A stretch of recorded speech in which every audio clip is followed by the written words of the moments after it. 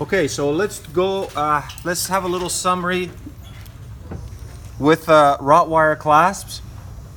We've bent all three wires by this time, but let's take a closer look and see how everything is and how it should be. I got all three wires on the abutment teeth. Usually abutment teeth are adjacent to the edentulous space, and we want to make sure that the wires are clear of the bite. There's no interference with the bite. And you have a definite sound when everything is coming together into contact, when you have stone-to-stone contact. If you have an interference with the wires, you'll have a different sound, or the wire is going to move out of position. Okay? Number one. So make sure we want to be clear of the bite. Let's look at each individual wire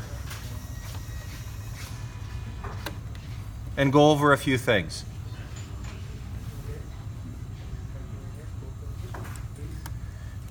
The retentive tip of the wire, after you're satisfied with the shape, you got to round it off, and you got to polish it, and you got to polish it with your rubber point.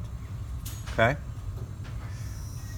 The part of the wire that's adapted around the facial surfaces, whether it be labial or buccal surfaces, it has to be very, very tight right up against the tooth. There shouldn't be any gaps now between the wire from the terminal tip until the wire crosses the outline of the acrylic base, wherever that might be.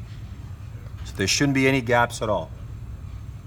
Otherwise, there's room for food traps there. And you're sacrificing the retention of each wire. The wire is masking the red line, the outline of the retentive arm completely. So that means we're on the right path here. 2/3 of the wire is below the undercut and 1/3 is above. If you put all of the wire below the undercut, you'll have a very difficult time inserting the case, and if you do, you'll have an even greater difficulty removing it. So all three wires are bent on the line, well adapted around each facial surface. As we approach the outline of the acrylic base, the wire needs to stay on or above the height of contour all the way to that junction, which is true here, here, and there. And this is the difficult part, because you got to make a turn now. You got to make a severe bend in your wire where it has to clear the occlusal as much as possible. And having it bend about 30 degrees or so, 30 or 40 degrees or so, away from the tooth as it enters the acrylic base. So you can't have the wires tight up against the guide plane here. They need to be bent away this way. So we have room for acrylic to be adjusted after we process the case. And as we do that, so we got to make two angles now. We have to consider two angles. We have to come down close to the crest of the ridge. We have to come away from the undercut. And at the same time, we have to bend it once more to even assess it. And you should have at least 0.5 millimeter to 1 millimeter thickness. It's totally okay to have more than 1 millimeter, as long as you know that you have enough forgiveness in terms of the acrylic space that you have here, that you can cover that wire. If you have the wire too far to the lingual, you're promoting of having the base too thick. If you're having the wire too close to the buccal, you're going to have excessive interference with setting up the teeth. So we got to bend away from the guide plane. We got to stay on or above the height of contour before we enter the acrylic base, and this is true for all three wires. Same thing on the other side. And remember the tags, the zigzag tags that we're going to put on the part of the wire that gets embedded into the acrylic is parallel to the surface of the cast, not perpendicular or any other angle. So you have to figure out being parallel to the cast. On this side here, my angle of making the zigzags was like so.